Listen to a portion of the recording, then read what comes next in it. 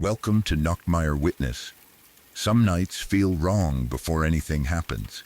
The air feels heavy, the room feels colder, and somewhere in the dark, you get the strange feeling that you are being watched.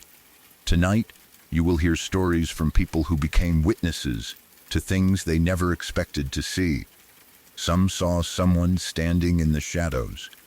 Some heard voices with no one nearby. Others found themselves in places that did not feel real at all. Before we begin, leave a comment and tell me where you are listening from tonight. And if you enjoy true scary stories with a slow, dark atmosphere, subscribe to Nachtmeier Witness. Get comfortable. The night has already begun.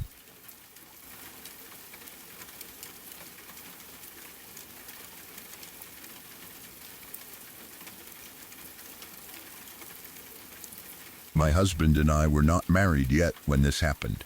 He was still my boyfriend at the time, and we were living together in a townhouse rental. It was one of those places that was not perfect, but it was ours for that part of our lives. We had our routines, our little household habits, and our 2 dogs, who were a huge part of our day-to-day life. Like a lot of young couples, we were figuring things out as we went. We did not always have the best solutions to every problem yet, especially when it came to one of our dogs, who was very good at making his own decisions.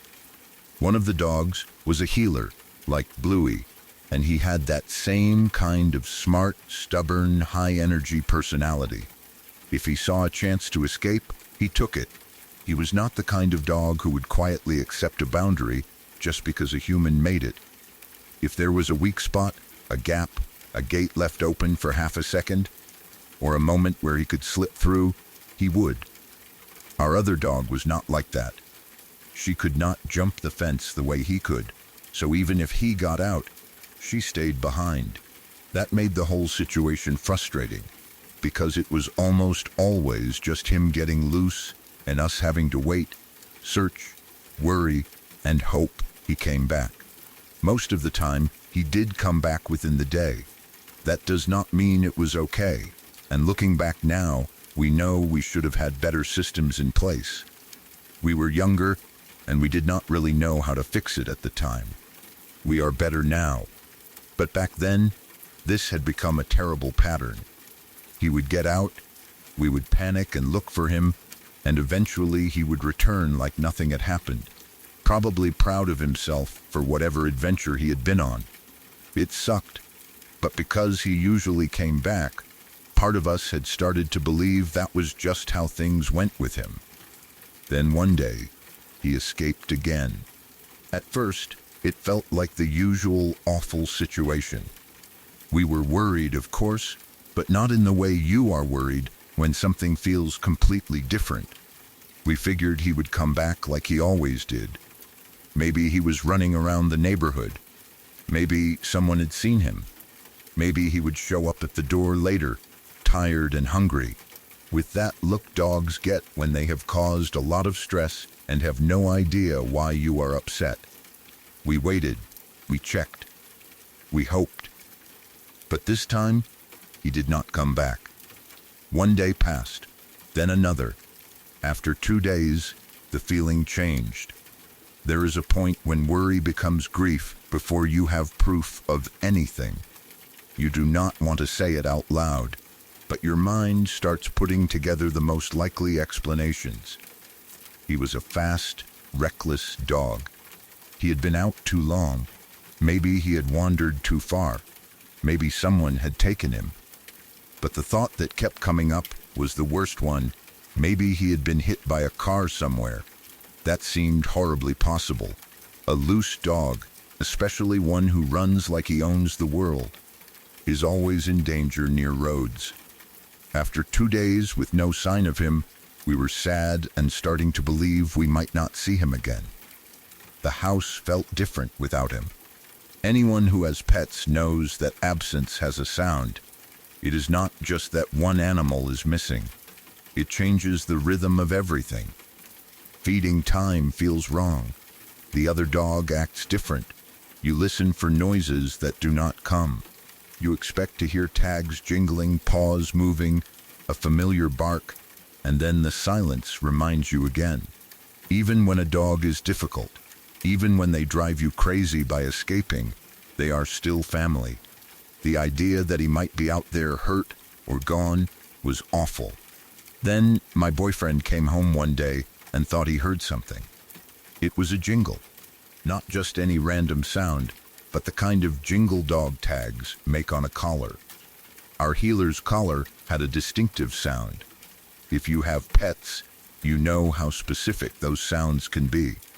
You can recognize your dog's tags the same way you recognize a family member's footsteps. The little metal clink becomes part of the house. So when my boyfriend heard that sound, it caught his attention immediately. After 2 days of no dog, hearing that familiar jingle must have felt like hope, hitting all at once. He started looking around the side yard of the townhouse. He checked the area, listening, trying to figure out where the sound had come from. Maybe the dog was outside near the fence. Maybe he had made it back, but could not get in. Maybe he was hiding somewhere close, exhausted after being gone for 2 days. My boyfriend peeked into the backyard too, expecting maybe to see him standing there, tail wagging or sniffing around like nothing had happened. Nothing, the yard was empty. No dog, no movement, no obvious source of the sound. So he went back to the front door. He opened it, and there were both dogs, inside the house. That is the part of the story that still does not make any sense. Both dogs were inside the house, just there, as if nothing strange had happened. Our other dog, the one who had never escaped, was inside like she should have been. But our healer, who had been missing for 2 full days, was inside too. Not outside at the door, not in the backyard, not waiting on the porch. Inside the locked house. The front door had been locked. The back door was at least closed, if not locked. There was no obvious way for him to have gotten in by himself. He was a smart dog, but not that kind of smart. He could not unlock doors, open them, close them behind himself, and rejoin the other dog inside like some little criminal mastermind. And if someone else had let him in, then who? That was the first explanation we reached for, because it was the only one that made even a little sense. Maybe a neighbor had found him, recognized him, and somehow let him into our house. Maybe someone had a spare key. Maybe someone saw he belonged to us, and helped in a way that was strange, but kind. But that explanation fell apart fast. We asked everyone around us. We checked with the neighbors. Nobody had seen him. Nobody had let him in. Nobody had entered our townhouse. Nobody knew anything about him being back. Every person we asked said no. That left us with the same impossible fact. He had been gone for 2 days, and then he was suddenly inside our locked house with our other dog. It would have been strange enough if he had appeared in the yard. It would have been strange if he came scratching at the front door right when my boyfriend got home. It would have been strange if a neighbor admitted they found him and put him in our backyard. But inside the house was different. Inside the house meant there had to be a route, a door, a person, a hidden place, some explanation. We could not find one. And there was another detail that makes it impossible for me to believe he had been hidden inside the house the whole time. This dog was a fiend for food. He did not pick at his meals. He inhaled them. When it was time to eat, he ate like every bowl might be his last. He also knew the routine after meals. There were treats afterward, and he was not the kind of dog to miss those if he had any choice. There is absolutely no way he would have quietly stayed hidden somewhere inside the house for 2 days while missing 4 meals and the after-meal treats. No chance. Not that dog. If he had somehow been trapped inside the townhouse, he would have made noise. He would have scratched, barked, whined, knocked things over, or forced his way out of wherever he was. He would not have sat silently in some hidden space waiting to be discovered. He was not a quiet, patient animal when food was involved. He would have let the whole world know he was there, and that is assuming there was even a place for him to hide, which there was not. We searched. We had looked for him. There was nowhere he could have been for 2 days without us knowing. That is why the situation does not fit any normal explanation. He was not outside when my boyfriend checked. He was not in the yard. He had been missing long enough that we thought he might be dead. The doors were not open. The front door was locked. The back door was closed, and likely locked too. No neighbor let him in. He was too food-obsessed to have been secretly inside the whole time. And yet when my boyfriend opened the front door, there he was, inside the house with the other dog. The whole thing felt weird, but not in a loud, dramatic way. There was no ghostly figure, no strange light, no voice, no door slamming, no obvious paranormal moment. Just a missing dog suddenly appearing in a place he should not have been able to get to. Sometimes that kind of weirdness is more unsettling because it is so clean. There is nothing extra to distract from the impossible part. The dog was gone. The dog was inside. The normal routes did not work. No one had an answer. For me, it does not bother me as much now. I can tell the story and sit with the mystery. I can say, that was weird, and leave it there. But my husband does not like to think about it or talk about it much. It gives him the shivers. I think that is because he was the one who came home, heard the jingle, searched outside, found nothing, and then opened the door to see both dogs inside. He experienced that moment directly, alone, with the expectation that the dog might be outside somewhere, only to find him already in the house. That kind of reveal can mess with you. It makes the house feel wrong for a second, like it has done something behind your back. I have tried to think through every possibility. Maybe someone found him and somehow opened our door, but the door was locked, and no one admitted anything. Maybe the back door had been left open and then closed somehow, but that does not make sense either. A dog might push a door open, but closing it behind himself is another thing. Maybe one of us had overlooked him inside the house the whole time. But that would mean he missed meals, treats, attention, water routines, and all the normal noises he would have made. That is impossible for that dog. Maybe he had slipped into some hidden space we did not know about, but we searched, and there was nowhere. And again, he would not have stayed quiet. The more you try to explain it, the stranger it gets. Every explanation requires some extra unlikely thing. A neighbor with secret access. A door that opened and closed by itself. A dog hiding silently for 2 days against every part of his personality. Someone lying for no reason. A route into the house we never found. None of it feels right. The sound of the tags is part of the mystery too. My boyfriend heard the jingle before he opened the door. That made him think the dog was outside somewhere nearby. But when he looked around the side yard and peeked into the backyard, there was nothing. So where did the jingle come from? Was the dog already inside, moving around near the door? Did the sound travel strangely? Did he hear it from inside without realizing it? Maybe. That is possible. But then we are still left with the bigger question of how the dog got inside at all. I think about the other dog too. She was inside when he appeared. What did she see? Dogs notice things. If he had suddenly appeared, did she react? If someone let him in, did she bark? If he had somehow come through a door, did she greet him? Of course, we cannot ask her. She was just there with him when the door opened, part of the impossible scene. But sometimes I wonder if she knew exactly how he got there and simply had no way to tell us. There is something funny and unsettling about that. The two dogs were there like everything was normal, while the humans were left trying to figure out how reality had folded itself for a moment. Dogs do not care about locked doors and logical impossibilities the way we do. To them, maybe the pack was back together, and that was all that mattered. To us, it was a mystery that still has no answer. The townhouse itself never became some big haunted house story, at least not from this one event.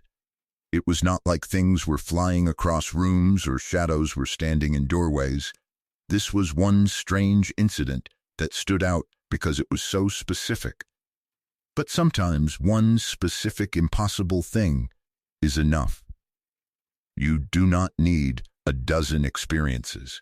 You only need one moment where the facts cannot line up. 2 days missing, a dog who never skipped food, a house that had been searched, doors closed and locked, no neighbor involved. Then the dog is suddenly inside. That is why we still cannot explain it. What makes it even more eerie is how normal everything must have looked from the outside. Someone walking past our townhouse would have seen nothing strange. No open doors, no broken windows, no dramatic scene, just a rental townhouse in a normal neighborhood. But inside our lives, a dog had vanished and returned in a way that made no sense. It is the kind of mystery that does not leave evidence behind. There is no photo, no video, no witness who can solve it. There is only the memory of what happened and the certainty that none of the normal explanations fit. I sometimes think about how relieved we were too before the weirdness fully sank in. There must have been that rush of happiness that he was alive and back. We had been imagining the worst. We thought he might have been hit by a car somewhere. We thought we had lost him. Then suddenly he was standing there inside the house. Relief probably came first. Confusion came right after. And then the mystery settled in and never fully left.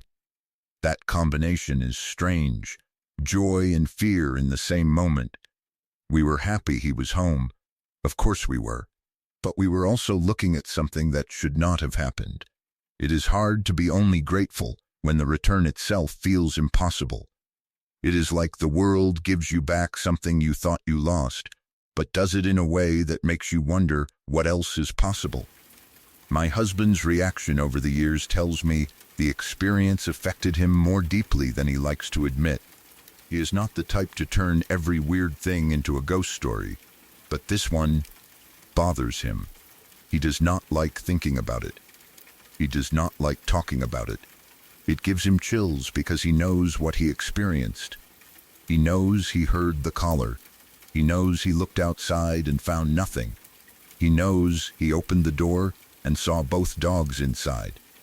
He knows no one had let the dog in, and he knows that after all these years, there is still no answer. I can live with the mystery more easily, maybe because I was not the one who opened the door in that exact moment. But even for me, when I lay out the facts, it still feels wrong. A living animal cannot vanish for 2 days and then appear inside a locked house without a chain of events. There has to be a way. There has to be a person, a door, a gap, something. But every possible chain breaks somewhere. Maybe there is an explanation we never found. Maybe one neighbor forgot or lied. Maybe a door latch failed in some strange way. Maybe the dog found some hidden route into the townhouse that we never discovered. I can say all of that because I know the world is full of unlikely but ordinary things. But none of those explanations has ever felt true. The event remains what it was from the beginning. Weird, cleanly impossible, and oddly quiet. It is not the most terrifying story in the world, but it is one of those things that makes you pause. It makes you wonder if sometimes, in small ways, reality does not follow the rules perfectly. A dog goes missing. Everyone assumes the worst. Then, 2 days later, he is inside the house, with no one knowing how he got there. No dramatic sign, no warning, No explanation, just the jingle of familiar tags and a locked door opening onto something that should not be possible. To this day, we cannot explain it. I am just glad he came home, even if the way he came home still makes no sense.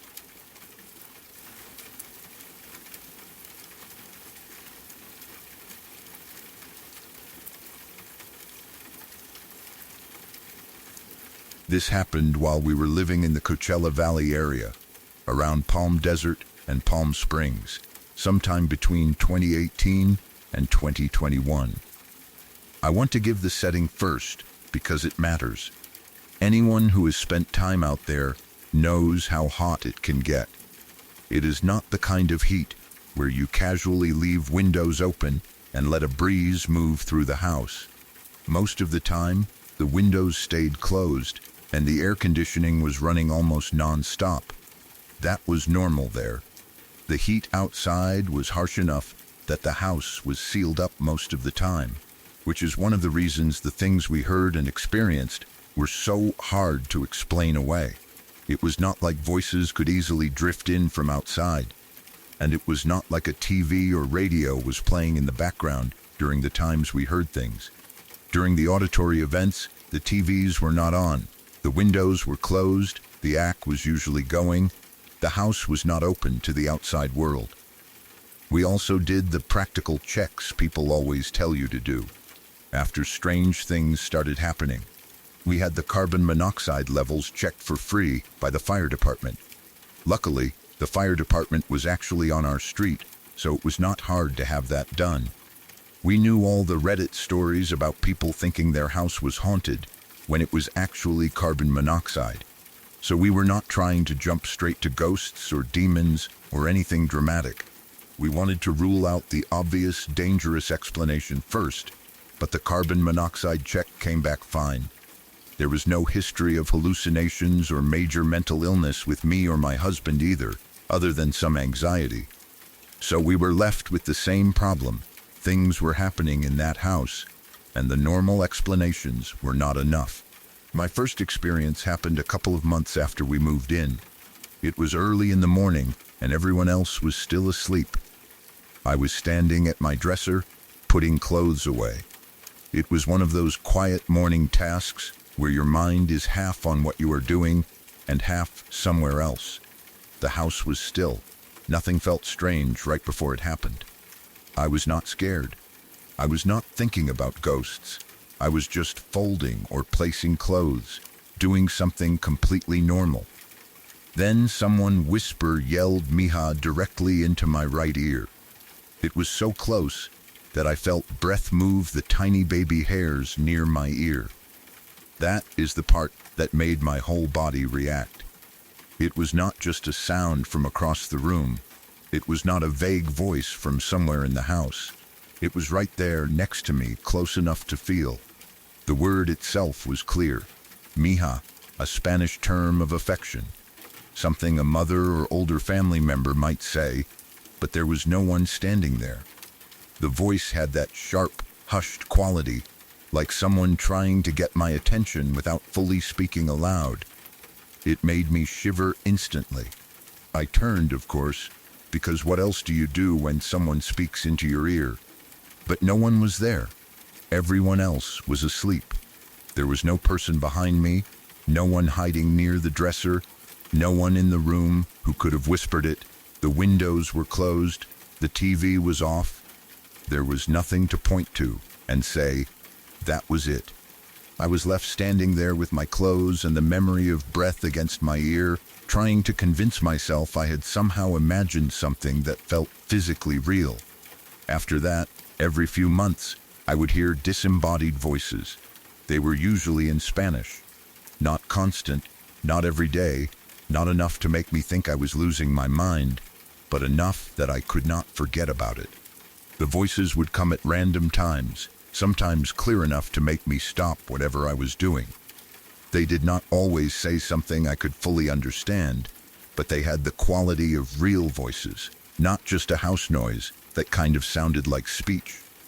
And because the first one had happened so close to my ear, I was already on edge whenever I heard anything strange. My husband had his own experiences too. One day, in the middle of the day, he saw what people often call the Hat Man, standing in our walk-in closet. I know that sounds like one of those internet stories, and maybe if it had been late at night or during sleep paralysis, it would be easier to dismiss. But this was in the middle of the day. He was awake. The figure was in the closet, standing there. A dark shape with a hat. The kind of presence people describe again and again in paranormal stories. Whether that means anything or not, I do not know. But to see that inside your own walk-in closet during daylight is not something you simply forget. On a different day, he heard little girls giggling in our room. That one bothered me in a different way, because children's laughter, when it comes from nowhere, is one of the most unsettling sounds a person can hear. A giggle is supposed to be innocent. It is supposed to mean play, happiness, something harmless. But when there are no children there, when the room is empty, when the sound comes from inside your home without a source, it becomes deeply wrong. It turns something sweet into something that makes your stomach drop. He would also randomly ask me if I had come home from work early because he thought he heard me calling him in the house. That happened more than once. He would be there alone, hear what he thought was my voice, and then realize I was not home. That kind of thing is especially creepy because it feels personal. A random sound is one thing. A voice that sounds like someone you know is something else. It makes you wonder if whatever is in the house is only making noise, or if it is trying to mimic people. It makes you wonder if it understands who lives there. My husband also regularly felt something sitting down on the bed or crawling up the bed while he was awake and taking a break from work. He was not asleep, not dreaming, not in bed at night with his imagination running wild.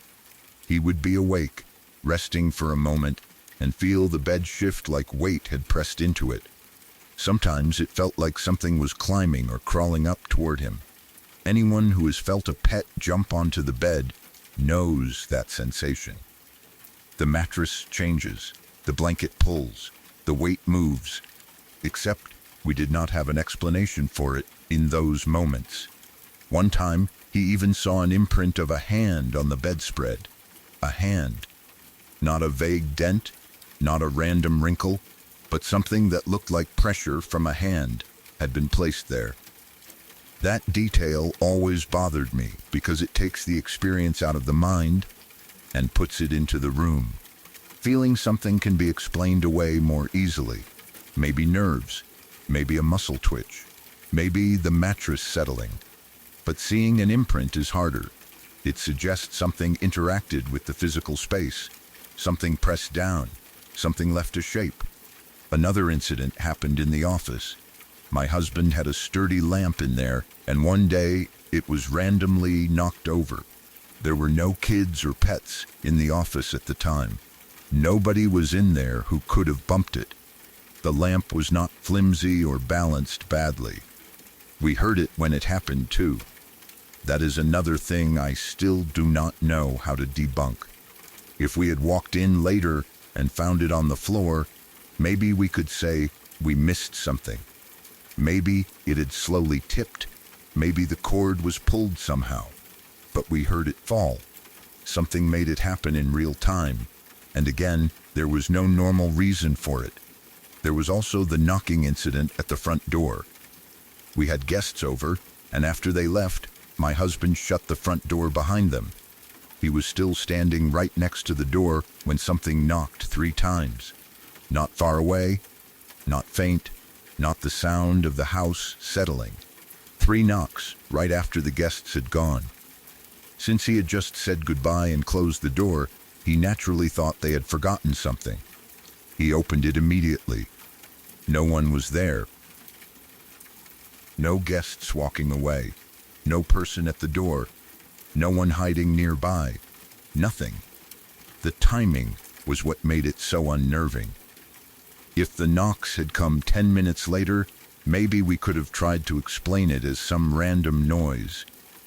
But it happened right after the door was shut, while he was still there, close enough to open it right away. Whoever or whatever knocked should have been visible. There was no time for a person to knock and vanish. With all the other activity we had already experienced, that one really freaked us out. I had never had sleep paralysis in my life before living in that house. But while we lived there, I started having it. That alone could maybe be explained by stress, anxiety, bad sleep, or the general strain of living in a place where we never felt fully comfortable. But it added to the feeling that the house was affecting us.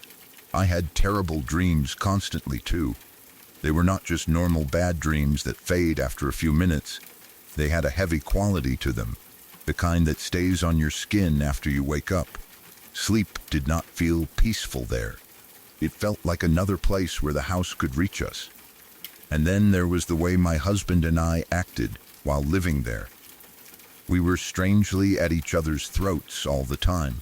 We argued constantly about dumb things, not real problems, not serious issues that should have caused huge fights, but little things that somehow became bigger than they needed to be. The whole residency felt tense. It was like the energy in the house pushed against us. I know couples argue, and I know stress can make people short with each other, but this felt different in hindsight. The mood there was hostile at times, and we were not the best versions of ourselves while living in that space. That is hard to explain without sounding dramatic. It was not like every second was horror movie bad. We still lived our lives. We worked, slept, cooked, watched shows, did normal things. But underneath that, the atmosphere felt charged. The entire area felt supercharged to me, not just the house. The Coachella Valley has a strange energy anyway. The heat, the mountains, the desert, the dry air, the wide empty stretches, the way the sun hits everything. All of it gives the place a powerful feeling. Beautiful, yes, but also intense. Sometimes it felt like the land itself was holding something. I do not know if that feeling came from something underground, or from the land's history, or from the fact that the area was taken from the native people who had lived there long before us. I do not know enough to say anything with certainty, and I do not want to pretend I do. But I do know the place felt heavy in a way I have not felt everywhere. There was a weirdness to it, and our house seemed to sit right inside that weirdness. The thing that makes this whole experience hard to dismiss is that it was not just one incident. It was not just me hearing a voice once and building a whole story around it.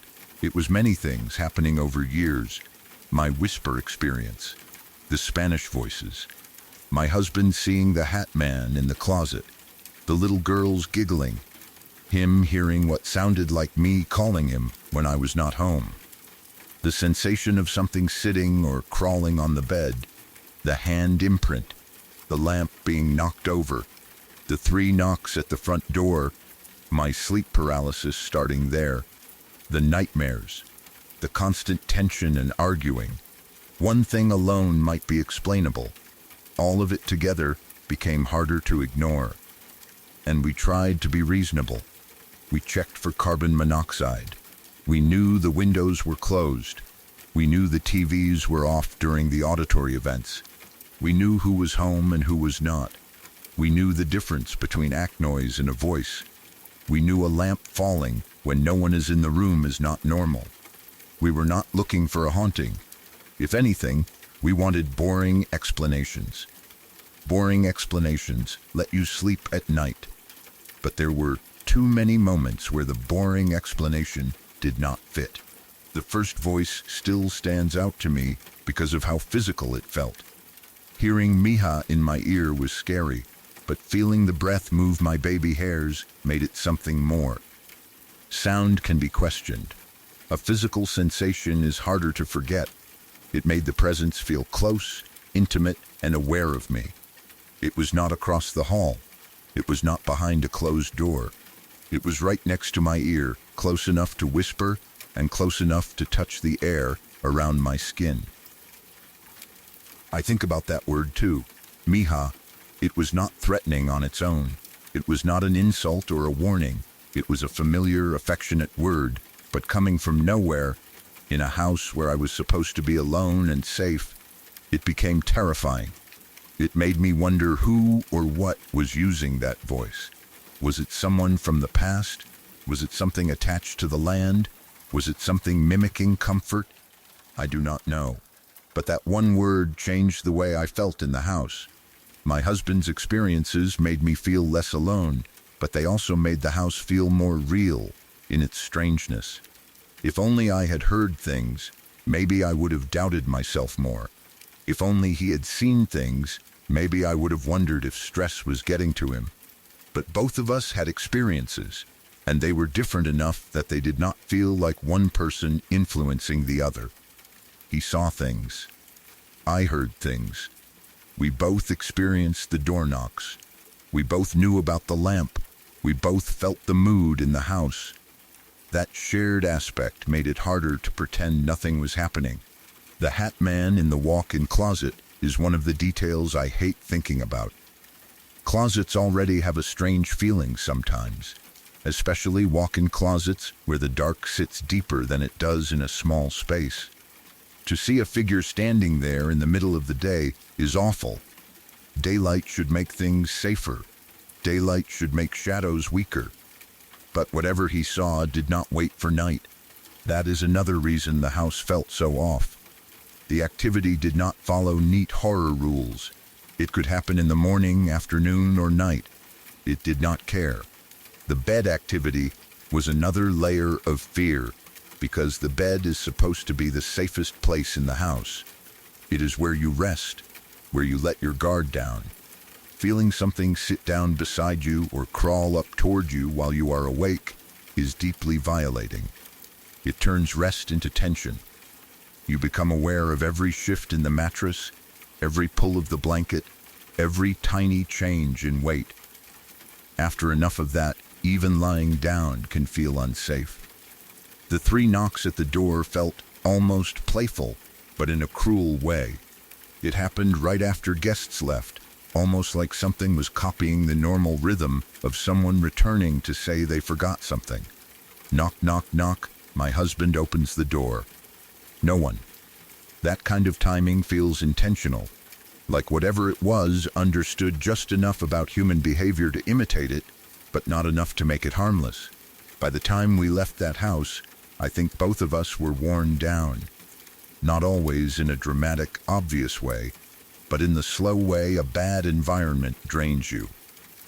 Constant bad dreams, strange sounds, tension, arguments, and unexplained events can make you feel like you are living with your nerves always half raised.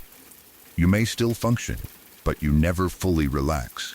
The house becomes something you monitor. You listen more. You question more. You sleep worse. You fight more. You start feeling like the walls are not neutral. I do not know what was happening there. I really do not. I am not saying it was definitely haunted. I am not saying it was demons or spirits or the land or something underground. I do not have that answer. But I know something about that house, and that area felt wrong. We checked the practical things. We ruled out the easy safety concern. We knew our own minds and our own history. And still, things happened that neither of us can explain. Maybe some places hold energy. Maybe some places remember. Maybe the desert has a way of pressing on people. Maybe houses can become charged by whatever happened in them before. Maybe land that has seen displacement, pain, and forced removal carries a weight people can still feel, even if they do not understand it. Or maybe none of that is right, and there is some other explanation we will never know. What I do know is that during those years in that house, we heard voices when no one was there. We saw and felt things we could not explain. Objects moved or fell when nothing should have touched them. Something knocked at the door and vanished before the door could open. Sleep became strange. Dreams became terrible.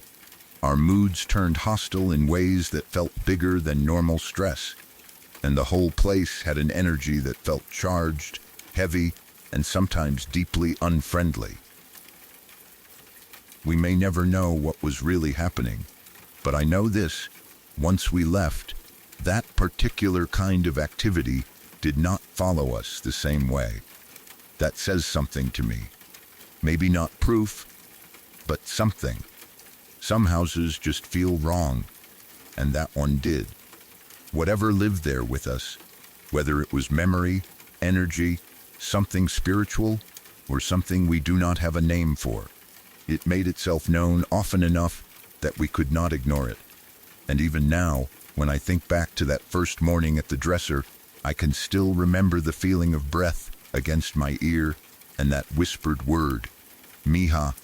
That was the moment the house stopped being just a house.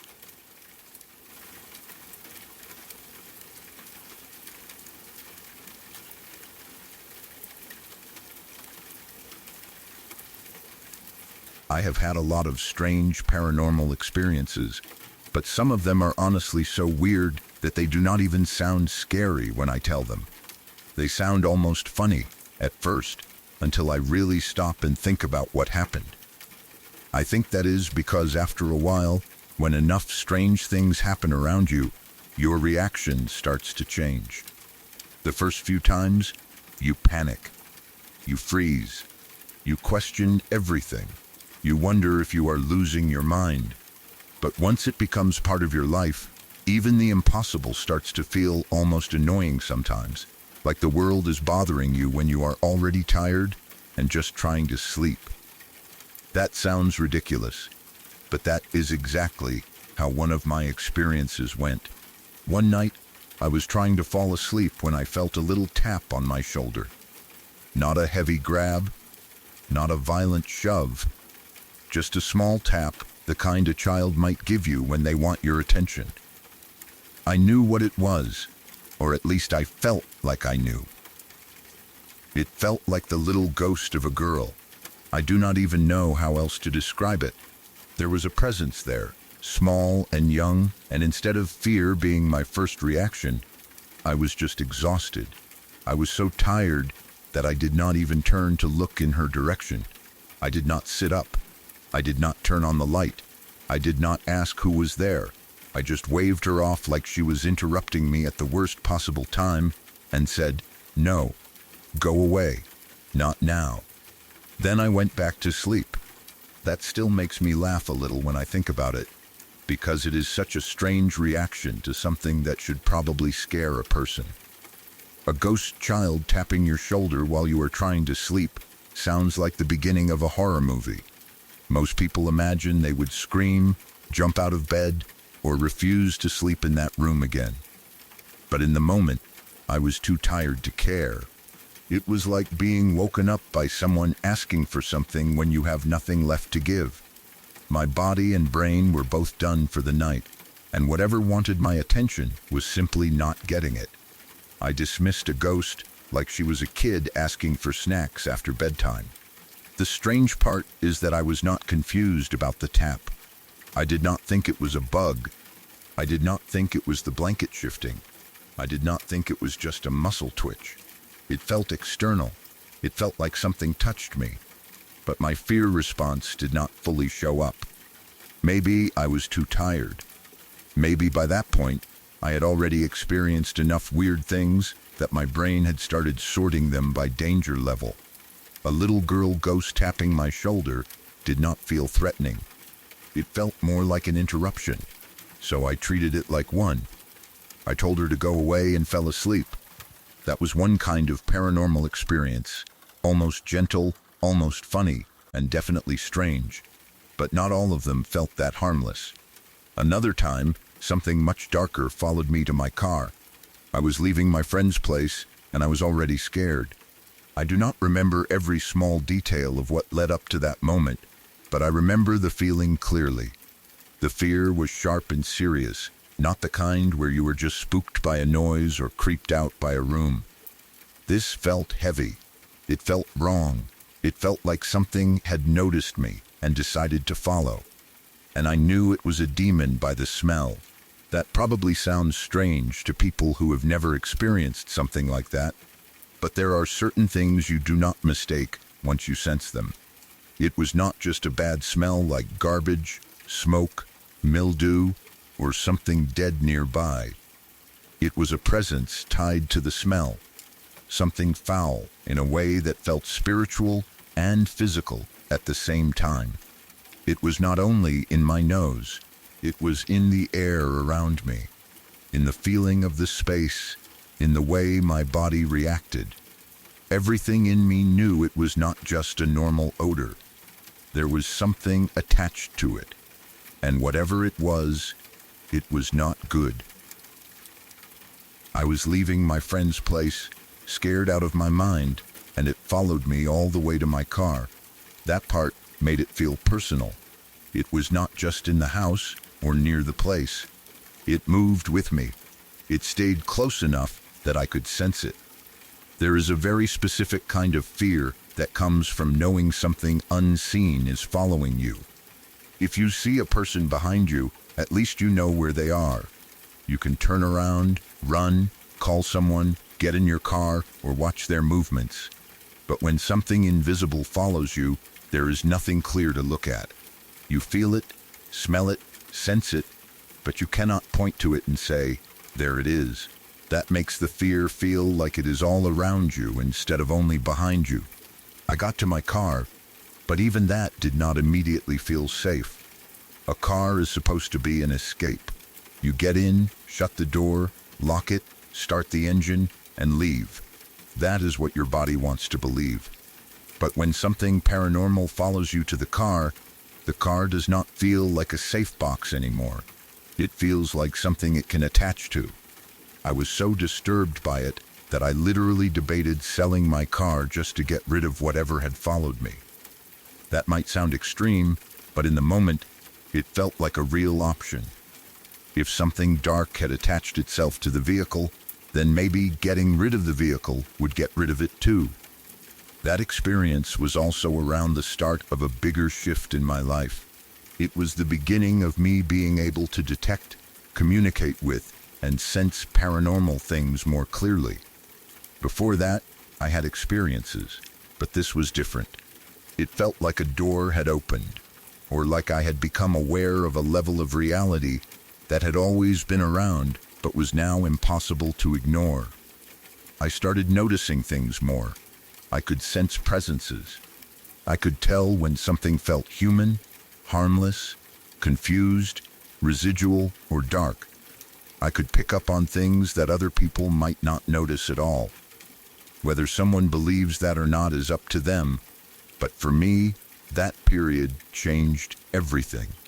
The demon situation scared me because it felt active. It was not like a memory replaying itself.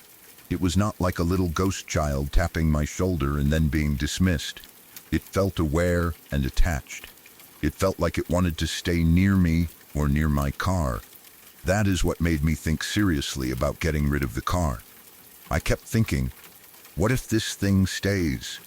What if it rides with me?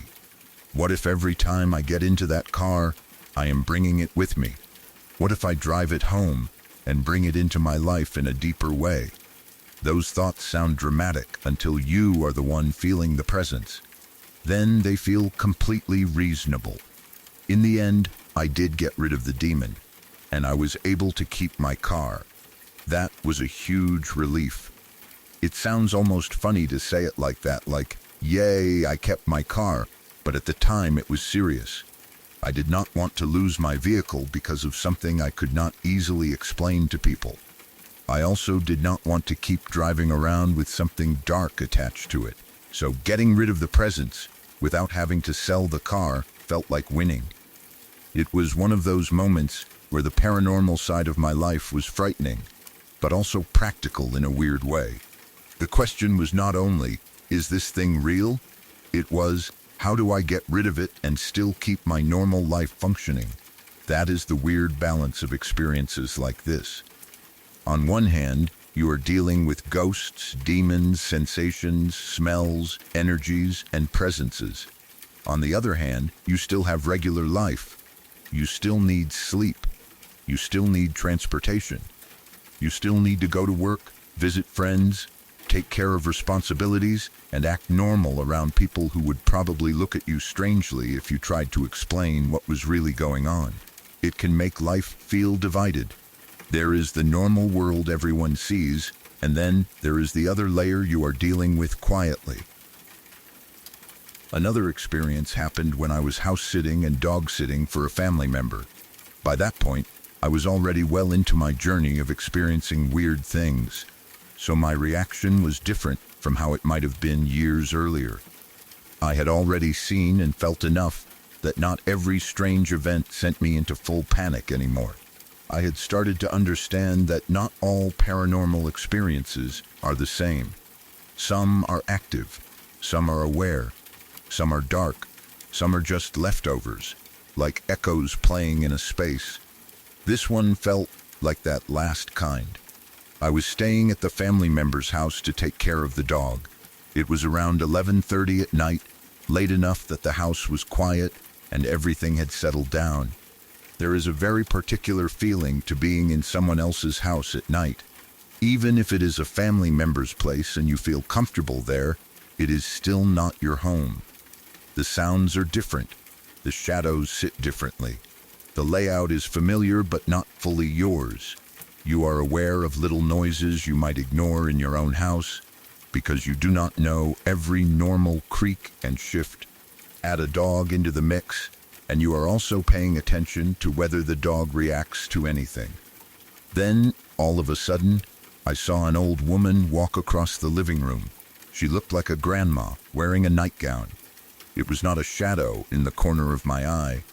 It was not a blur I had to convince myself I saw. She walked across the living room in a way that looked completely real for that moment. Then, she went into the wall. That should have scared me more than it did. If this had happened earlier in my life, I probably would have frozen or run out of the house. Seeing a woman in a nightgown cross a living room at nearly midnight and disappear into a wall is objectively terrifying if you are not used to strange things. But I was already far enough into my experiences by then that I could sense something about it. It did not feel like she knew I was there.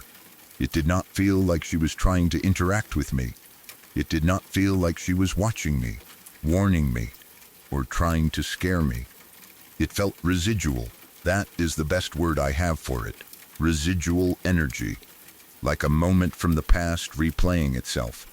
She was not a ghost in the sense of a presence that was actively communicating. She felt more like an imprint, a memory left in the house. She walked across the room the way she maybe had done many times when she was alive, following some path that still existed in the energy of the place, even if the physical layout had changed, or even if she was no longer alive. She went into the wall like the wall did not matter, or like maybe the house had changed since her time there. It was not dramatic. It was just a scene playing through. I watched it happen, and instead of fear, I felt curiosity, maybe even a little appreciation. It was strange, yes, but not threatening. There was something almost neat about it. Not neat in a disrespectful way, but in the sense that I felt like I had witnessed a little piece of the house's history, a glimpse of someone who had once lived there, moving through a space that still remembered her. When my family member came home, I asked about it. I wanted to know if there was any history connected to the house, and it turned out there was. The former resident before them had been an elderly lady, and she had passed away there. That made the experience click into place for me. I had seen a grandma in a nightgown cross the living room and disappear into the wall, and then I found out an elderly woman had died in that house before my family member lived there. That felt like confirmation, or at least enough of one for me. It made sense with what I had felt from the apparition. She did not seem aware of me. She seemed like a leftover moment, a trace of a person who had lived and moved through that home. That one did not scare me the way the demon did. It was paranormal, yes, but it did not feel harmful. It felt like witnessing a replay. If anything, It made me feel more convinced that there are different kinds of hauntings, different layers to what people call ghosts. Some things seem intelligent and responsive. Some seem to mimic. Some feel dark and oppressive. Some feel like children trying to get attention. Some feel like old residents simply repeating paths from their life. And some, like that elderly woman, feel almost unaware that anyone is watching at all. That difference matters. People often put all paranormal activity into one category, but my experiences have not felt that simple. The little girl who tapped my shoulder felt like a presence asking for attention. The demon that followed me to my car felt hostile and attached, something I needed to get rid of. The old woman in the nightgown felt residual, like a memory walking through the room. Each one had a different feeling, a different weight, and a different effect on me. That is part of why I trust my instincts with these things now. The feeling around the experience often tells me more than the sight or sound itself. The little girl tapping me on the shoulder was almost funny because of how tired I was. I still think about that sometimes. I wonder what she wanted. Maybe she was trying to get my attention because she needed help, or because she was curious, or because she simply noticed I could sense her. Maybe she had done it before to other people and scared them badly, and I was the first person to roll over and tell her to go away like an exhausted parent. I do not know. I just know that in that moment, sleep mattered more to me than investigating a ghost. The demon near the car was completely different.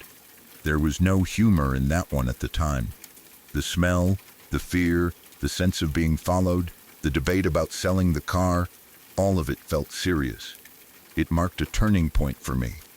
It was the beginning of realizing that I could sense things more clearly than before, and that some of those things were not harmless.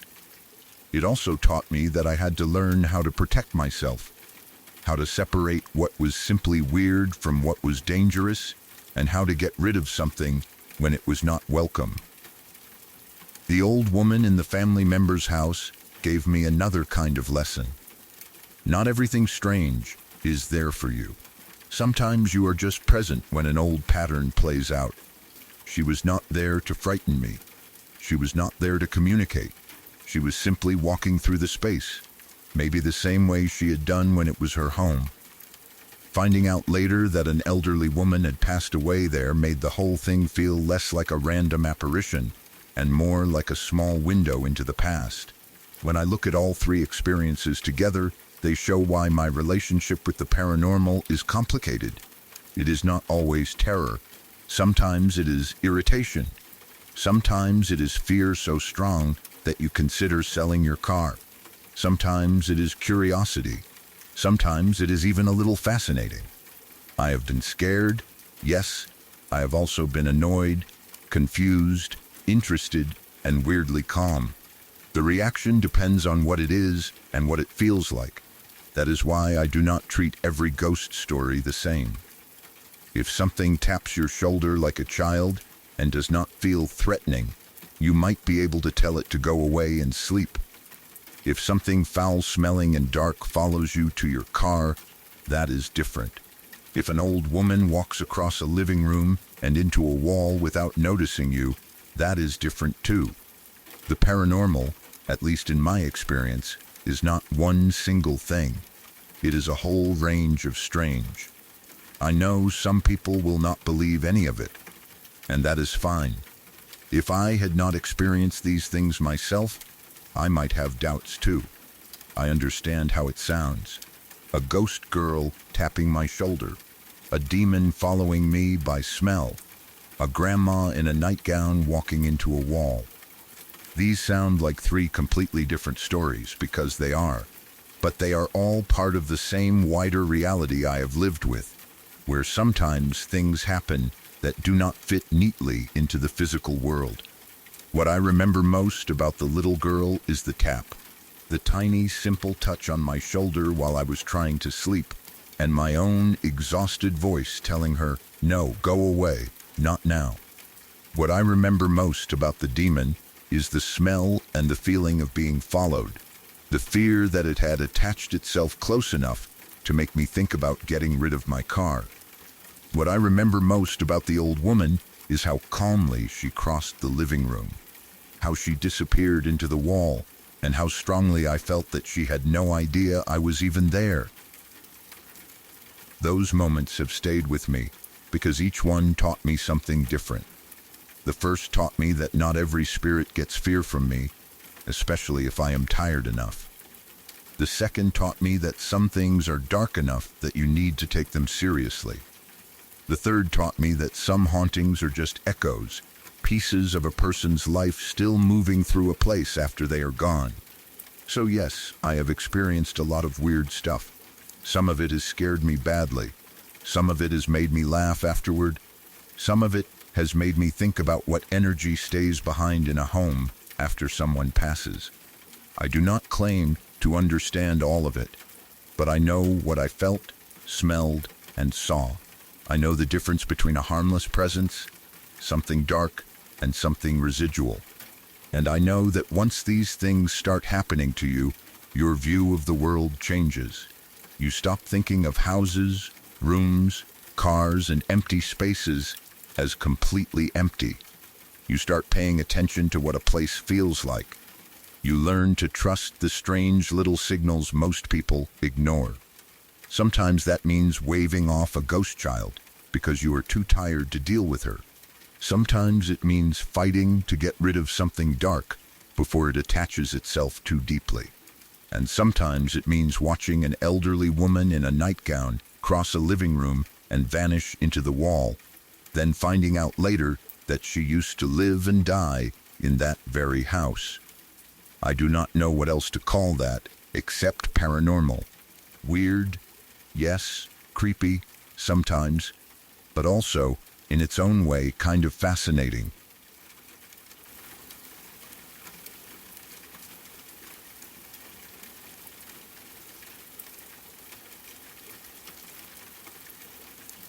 Before the next witness tells their story, take a moment to subscribe to Nachtmeier Witness. This channel is for the late hours, when sleep is close, but the mind is still awake enough to notice every sound in the room. New true stories arrive here for anyone drawn to strange encounters, uneasy memories, and nights that never felt normal again. Leave a like if the stories have pulled you in so far. Now, let's return to the darkness.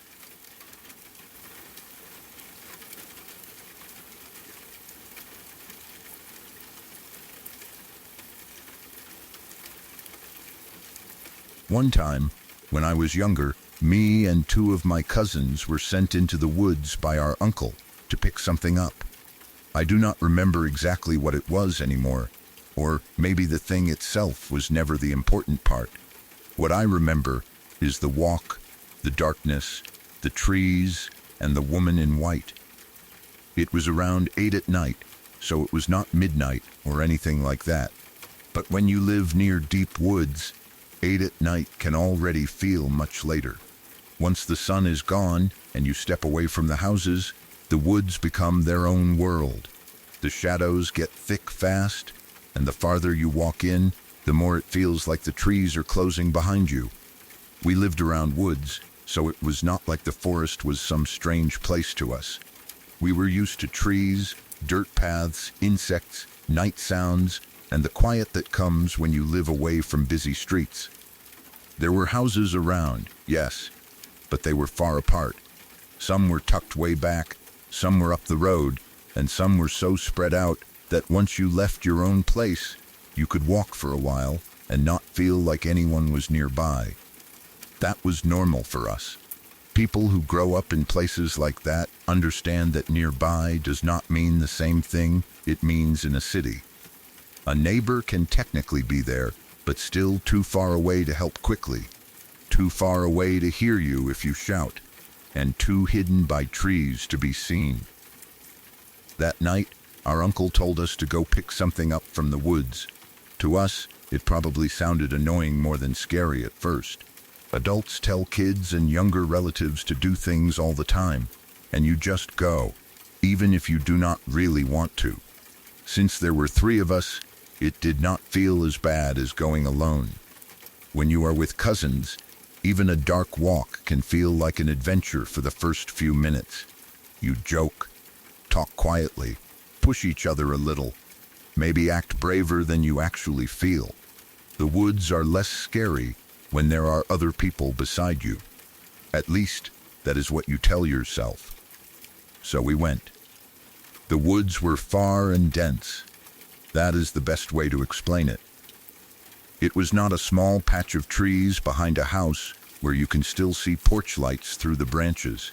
It was real woods, thick enough that once you were in them, the outside world started to disappear. The path was probably familiar enough for us to follow, but at night, even familiar places can change. Trees you know in daylight become tall black shapes. Bushes become dark lumps. The ground feels less certain. Every sound seems closer than it is, and every silence feels like something waiting. We kept walking deeper in. I do not remember if we had a flashlight or if we were just using whatever light we had, but I remember the feeling of being out there at night with my cousins. The air felt different away from the houses. The woods had that smell of dirt, leaves, and damp plants. There were probably insects making noise, maybe frogs or birds settling somewhere, maybe branches moving a little in the wind, but underneath all of that was the deeper quiet of the forest, the kind that makes you aware of your own footsteps. We were maybe halfway to where we were supposed to go, not close enough to turn around and say we had barely started, but not close enough to be finished either. That is one of the worst spots to be when something scares you. You are far enough in that home feels behind you, but not far enough to have completed the errand. The woods are around you on every side, and suddenly you realize how much distance you have to cover if you need to run back. We were walking along when one of my cousins suddenly stopped. He did not scream. He did not shout. He just stopped walking and said, very quietly, "Hey, look." That quiet voice was what made it feel serious right away. If he had yelled, maybe we would have thought he was joking or trying to scare us. Cousins do that. Kids do that. But the way he said it was different. It was low, almost like he did not want whatever he was looking at to hear him. His voice had that careful sound people use when they see something they do not understand, and their body has already decided it might be dangerous. So we looked. And there she was. At first, my mind did not know what I was seeing. It looked like a woman, but not in a normal way. She was wearing something pure white, like a sheet or a long dress that made her stand out against the dark woods. The white was the first thing I noticed because everything else around us was shadow, trees, and darkness. She looked too bright for that place, almost like she did not belong in the scene at all. In the middle of those dense woods, at night, far from the houses, there was a lady in white moving slowly through the trees. Holy shit, that is all I can say about how it felt in that moment. She looked like a ghost. I know people throw that word around when they see something strange, but that was truly what came to mind. A lady in a pure white sheet, walking slowly in the woods at night, with dark hair. She did not look like someone hiking. She did not look like someone from one of the houses. She did not call out to us. She did not ask what we were doing there. She was just walking slowly, like she was passing through that place with no concern for us at all. Her hair looked black, or at least dark enough that it appeared black in the low light. That detail made her look even more frightening because the contrast was so strong. The white clothing, the dark hair, the slow movement, and the woods behind her. She did not move like someone rushing somewhere. She did not move like someone lost and scared. She just walked, slowly, calmly, almost too calmly. That is what made it worse. If she had been running, shouting, or acting confused, Maybe we could have thought she was a real person in trouble, but she was not doing anything that made sense. The three of us froze. For a second, nobody moved.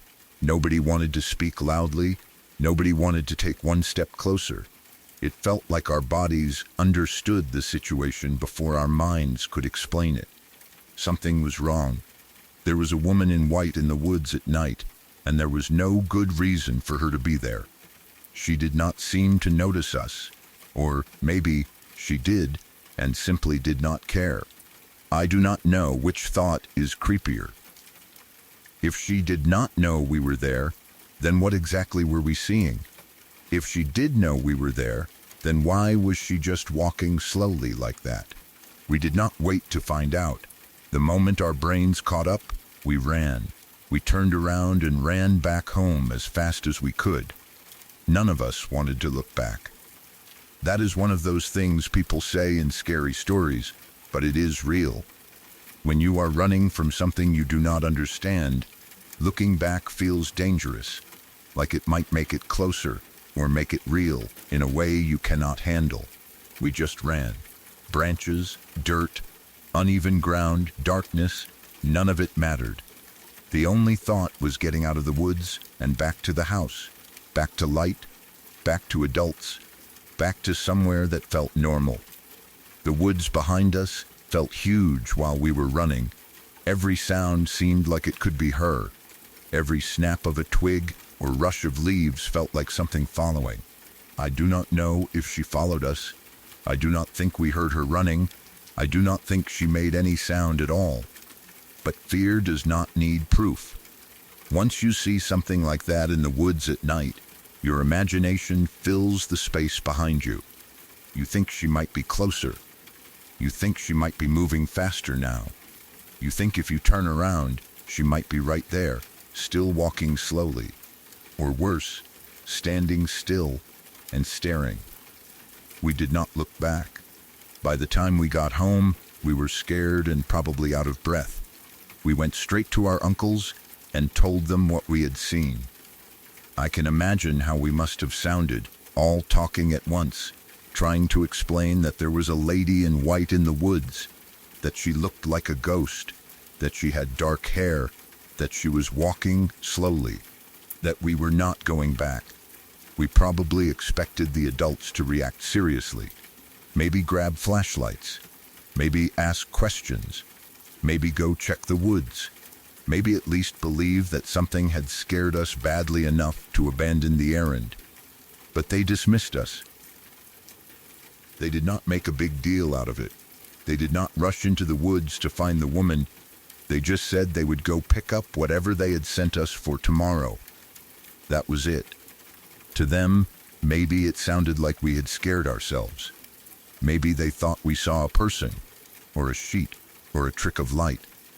Maybe adults get tired of children coming back with scary stories, so they decide not to feed the fear. Or maybe, and this thought is a little creepier, they knew the woods could be strange and did not want to talk about it. At the time, their reaction probably made us feel a little silly, but it did not make the fear go away.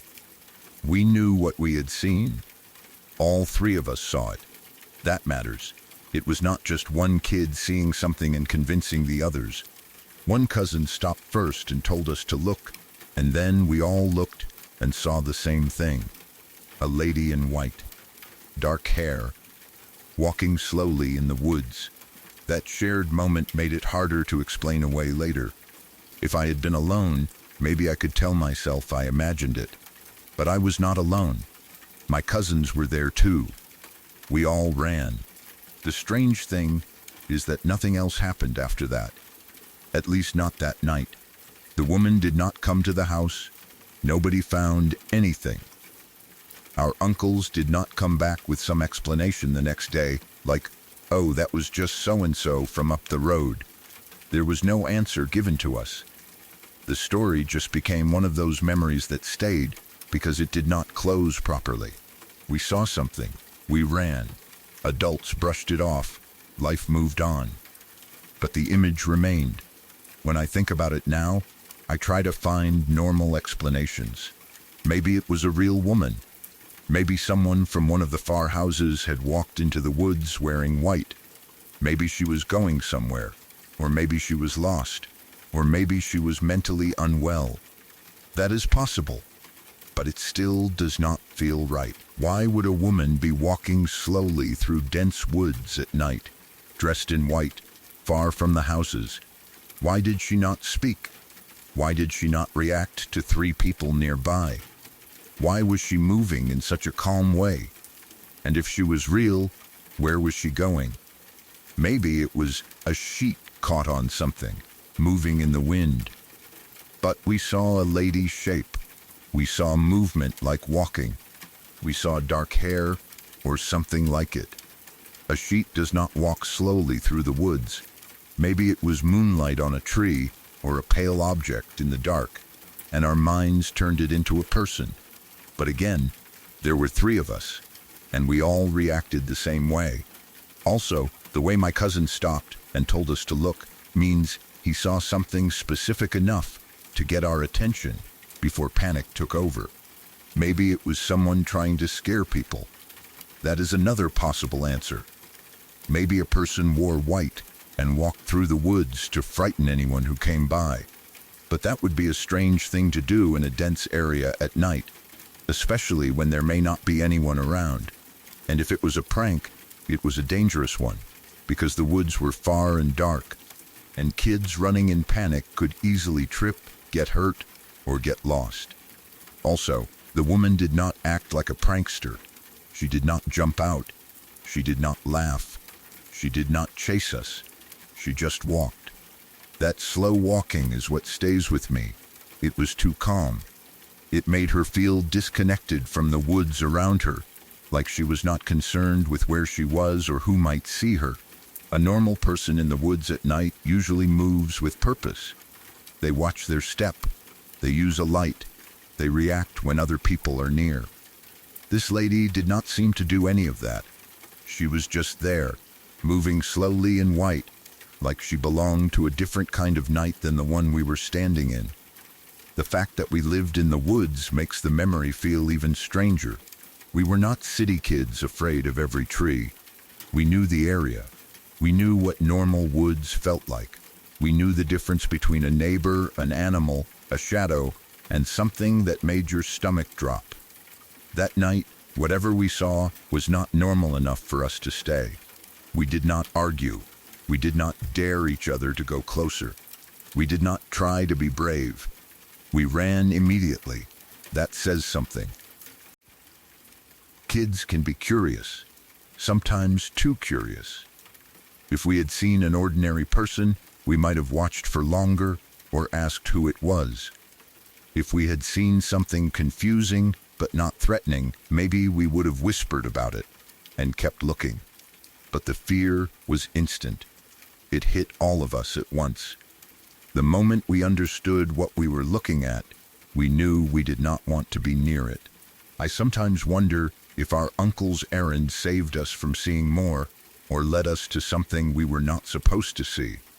If he had not sent us into the woods at that exact time, we would never have been there. If we had gone a little earlier or later, maybe we would have missed her.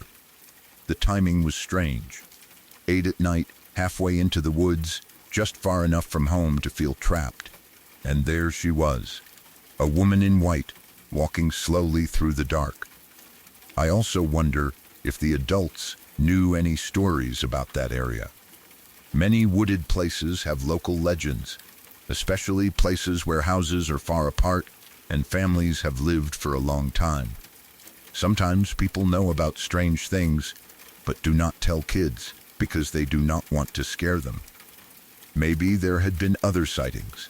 Maybe someone had seen a woman in white before. Maybe the uncles dismissed us because they truly did not believe us, or maybe because they did not want to confirm something they already knew. I will never know. What I do know is that the memory feels very clear. My cousin stopping, his quiet voice saying, "Hey, look," all of us turning. The shape in white, the dark hair, the slow walking, the feeling that it was a ghost, even if none of us had the words to explain why. Then the sudden decision to run, all of us turning back toward home and refusing to look behind us. There is something about women in white that appears in stories from many places. People talk about them near roads, rivers, old houses, forests, and graveyards.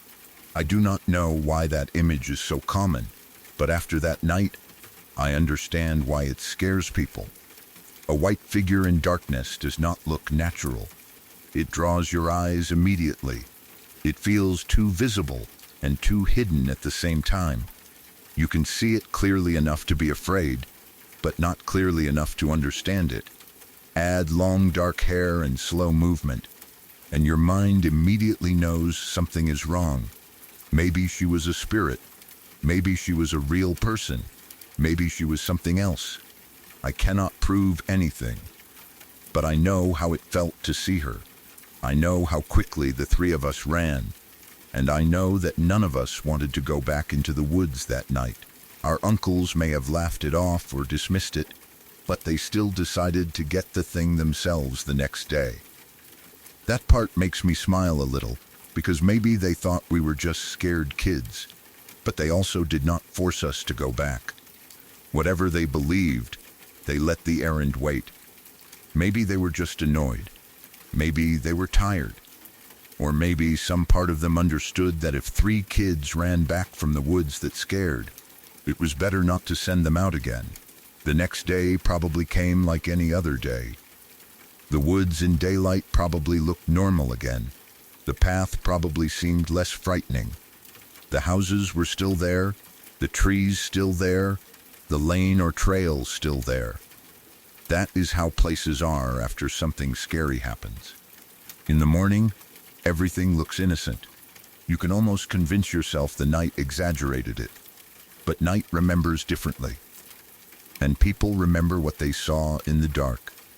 Even now, when I think about that walk, I do not remember the thing we were supposed to pick up.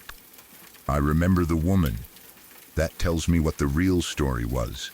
The errand was just the reason we were out there. The woods, the time, and the distance all built the moment, but the woman in white became the memory.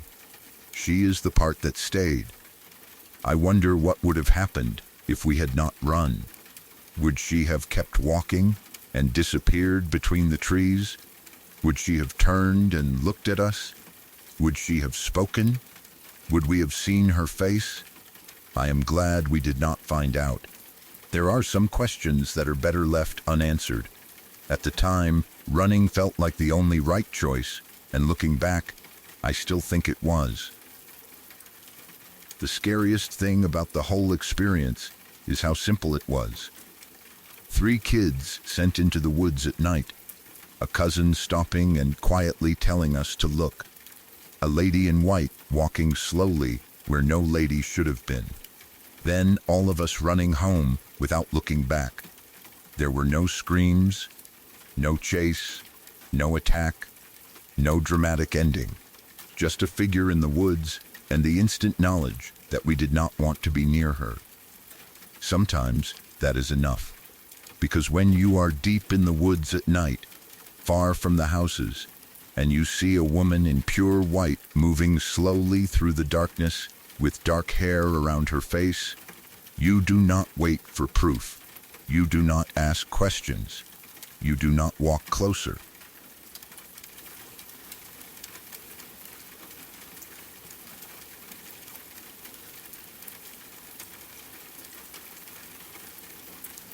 Once, I was walking to my sister's house in broad daylight to walk her dogs, and something happened that was so quick and simple that it almost sounds silly when I try to explain it. There was no dark road, no empty house, no storm, no strange figure standing under a streetlight. It happened during the day, in a normal neighborhood, while I was doing something completely ordinary. That is part of what makes it so hard for me to forget. Scary things are easier to place when they happen at night or in a creepy setting.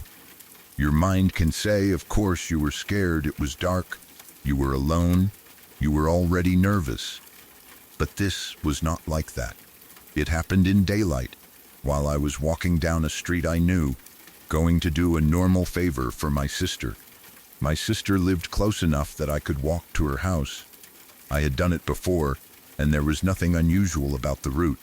It was the kind of ordinary neighborhood walk, where you pass houses, yards, parked cars, maybe a few trees, and all the familiar little details that make a place feel normal. I was going there to walk her dogs, so my mind was probably on simple things. Getting there, letting the dogs out, holding their leashes, walking them around, maybe locking up afterward. Nothing about the moment felt dangerous or strange. It was not late. It was not quiet in the way nighttime is quiet. It was just a normal day. I was only a few houses away from her place when it happened. Someone said my name directly into my ear, not from across the street, not from behind me at a distance, not from a window or a yard. It was right in my ear, so close that it felt like a person was standing next to me and leaning in. It was not exactly a whisper, but it was not a yell either. That is the part that is hard to describe. It was just a voice speaking my name, clear and close, in the tone someone might use if they were standing beside you and wanted to get your attention. Not loud enough to echo, not quiet enough to be mistaken for wind. Just close, personal, direct. The second I heard it, I stopped walking. My body reacted before I had a full thought. Hearing your own name like that does something to you. A random sound might make you glance around, but your name cuts straight through everything. It tells your brain that the sound was meant for you. It was not background noise. It was not just someone talking nearby. It was directed at you. And because it came from right beside my ear, my first instinct was that someone must have walked up next to me without me noticing. I turned and looked around. There was no one there. I checked behind me. I checked to the side. I looked toward the houses, the yards, the sidewalk, the street, anywhere a person might have been. Nobody was standing near me. Nobody was walking close enough to have spoken directly into my ear.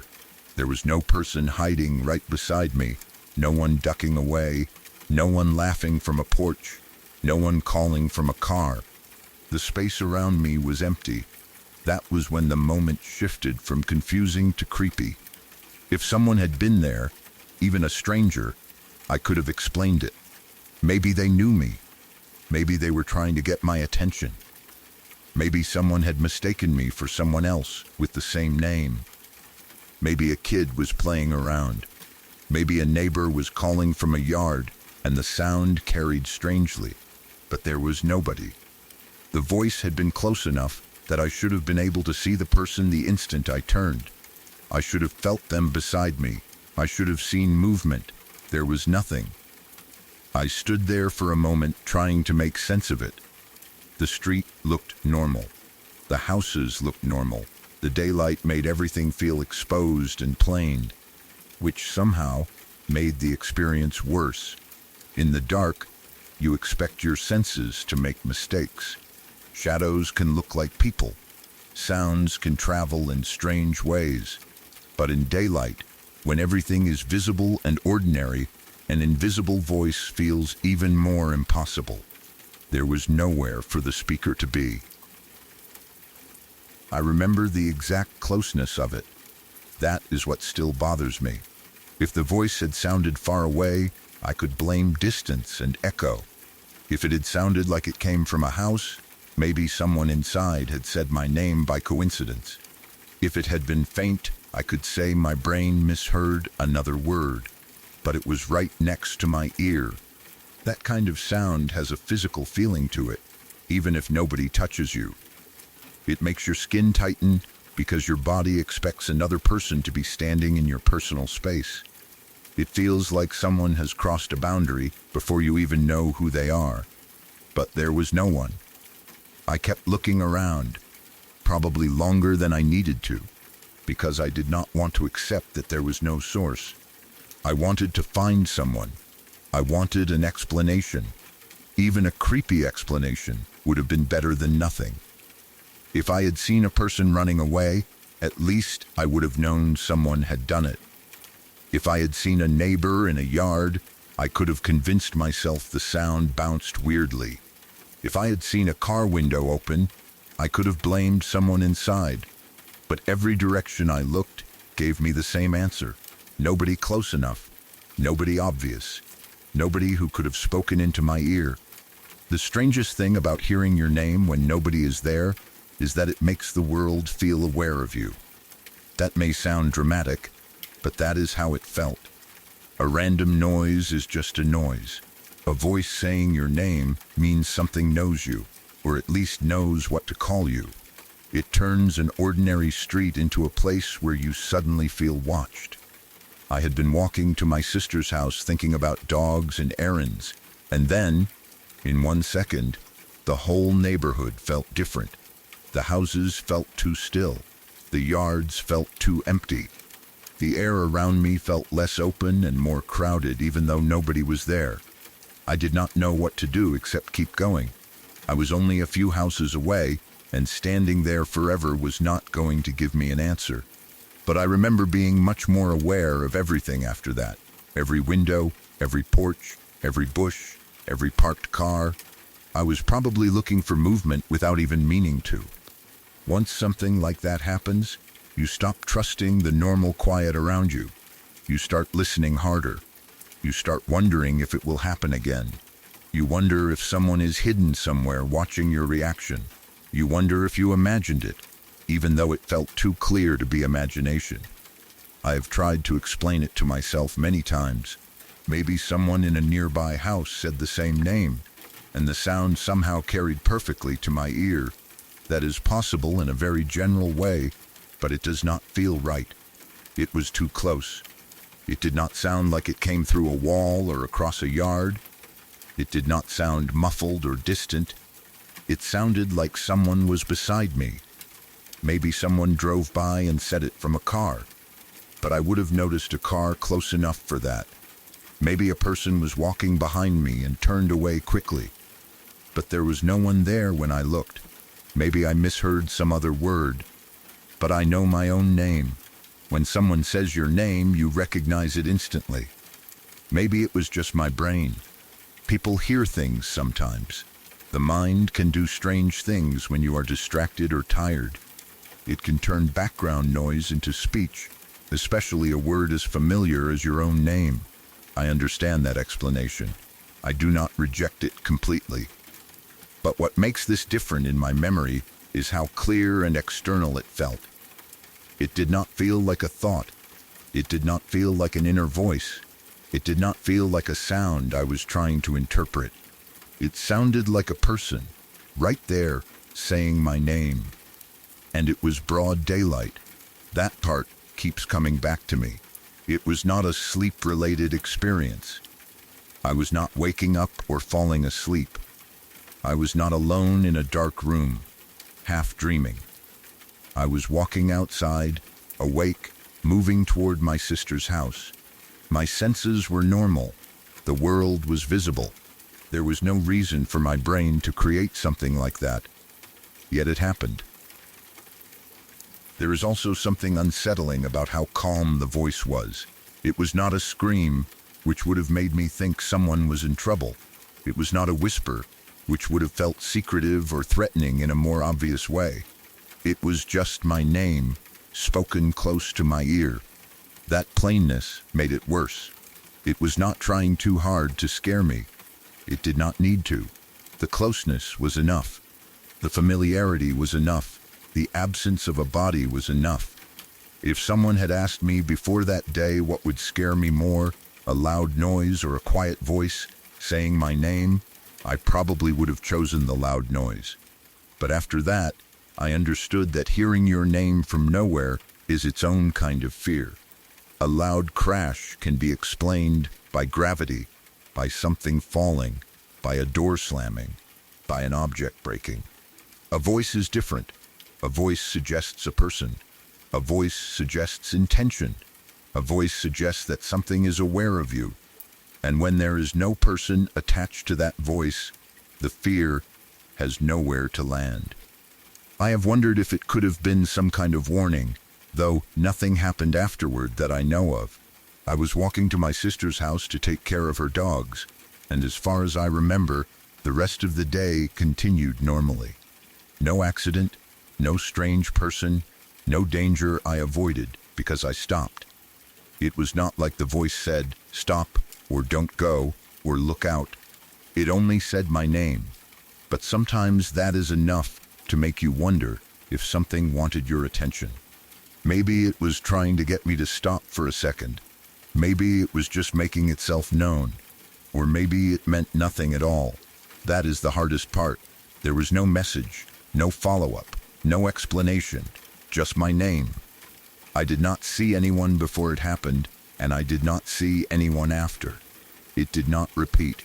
No second voice, no footsteps, no laugh, no shadow, no strange figure at my sister's house. Just that one moment, so brief that it could almost be dismissed if it had not felt so real. A voice beside my ear in the middle of the day, saying my name clearly enough to stop me in my tracks.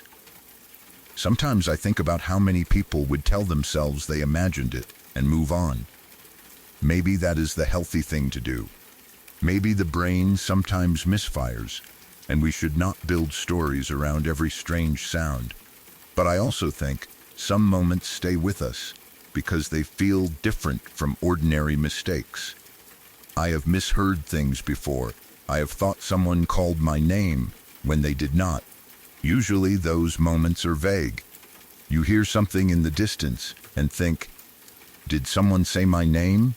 Then you realize it was the TV, a bird, a voice from another room, or just your mind filling in a pattern. This was not like that. This was direct. It was beside me. It did not make me wonder if someone said my name.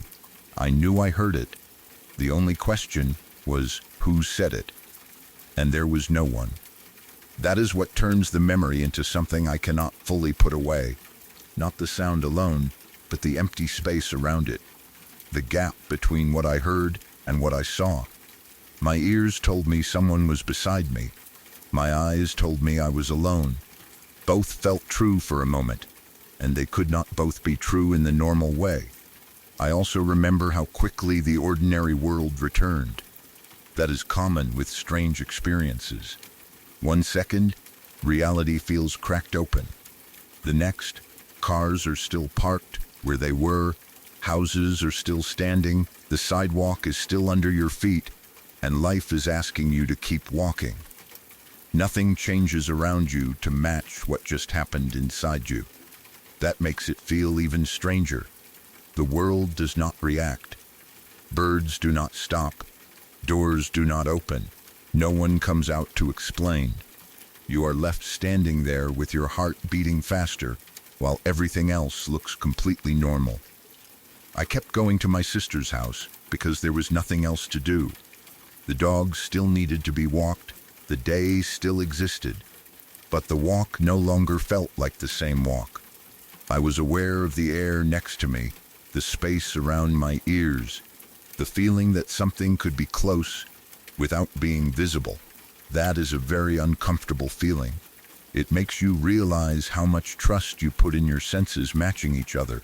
When they do not, even for a second, the world feels less solid. I do not know if this was paranormal. I do not know if it was a spirit, a voice from somewhere else, a trick of the mind, a sound carrying in a strange way, or something I will never have words for. I am not saying it was definitely a ghost. I am only saying what happened.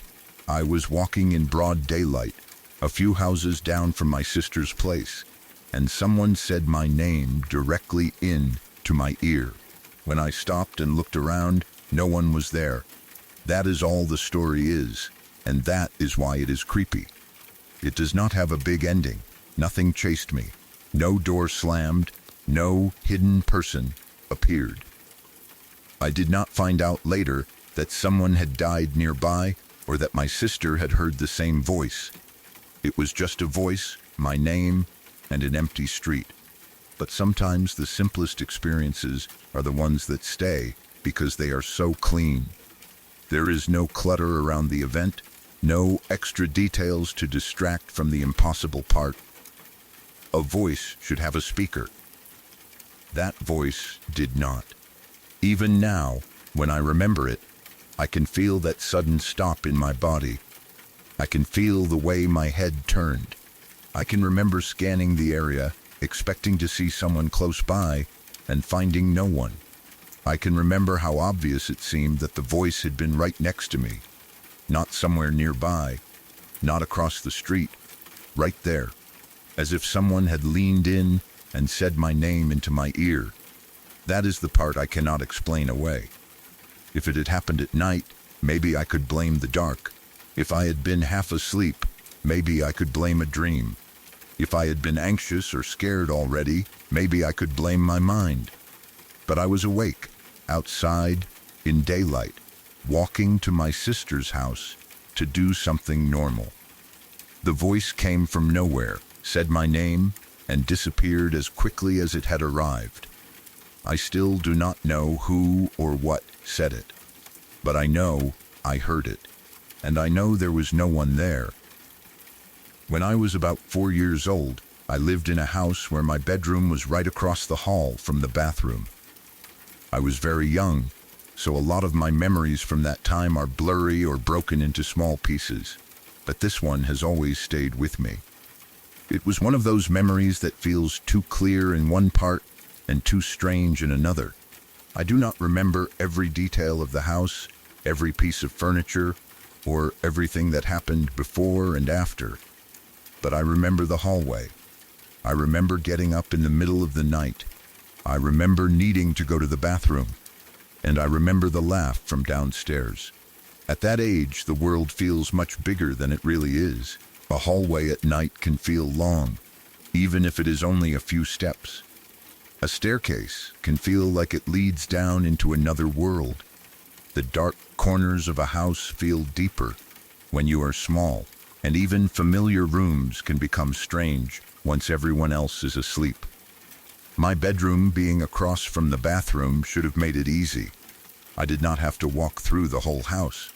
I did not have to go downstairs. I only had to cross the hall. But when you are 4 years old and the house is quiet, even crossing the hall in the dark can feel like a little journey. One night I woke up because I had to pee. Everything in the house was quiet.